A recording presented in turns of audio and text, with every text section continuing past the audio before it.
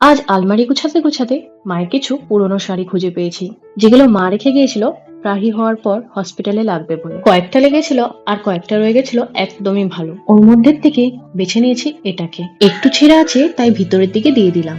ব্যাস, তারপর আর কি, বসে গেছি সুই সুতা নিয়ে। রাহি ঘুমাচ্ছে তাই একটু দেরি করে নিলাম কর্নার গুলো সমান করে ভাঁজ করে সেলাই। কাঁথা সেলানোর ঝুঁকি নিয়ে নিয়েছি। আগেকার দিনে ঠাকুমা দিদাদের মতো তো ঘন সেলাই দিয়ে পারবো না, তাও দেখি ফাঁকা ফাঁকা করে যদি কিছুটা বানাতে পারি।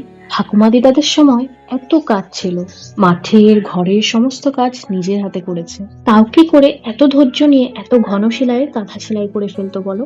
এখন কি আর সম্ভব সেটা? হয়তো টেকনোলজি জায়গা নিয়ে নিয়েছে সেই সময়। কিন্তু না, আমি যখন প্রথম প্রথম বিয়ে হয়ে আসলাম, রান্না বান্না বাড়ির সমস্ত কাজ করেও অনেকটা সময় বেঁচে যেত। ফোন রেখেও সে সময় কাটতো না। তখন মনে হতো দিনটা কত যে বড়, কখন যে সময়টা কাটবে, রাত হবে আবার সকাল হবে। কিন্তু প্রায়ই হওয়ার পর নিজের খাওয়াটাও সময় মতো খাওয়া হয় না। এখন মনে হয় দিন 24 ঘন্টার না হয়ে 40 ঘন্টার হলে খুবই ভালো হতো। চলো, কথা বলতে বলতে কাঁথা সেলানোর ভিডিও হয়ে গেছে কমপ্লিট। কেন কি, কাঁথা সেলাতে তো 4-5 দিন লেগেছে। কেমন হয়েছে জেনে নি প্রাহির থেকে।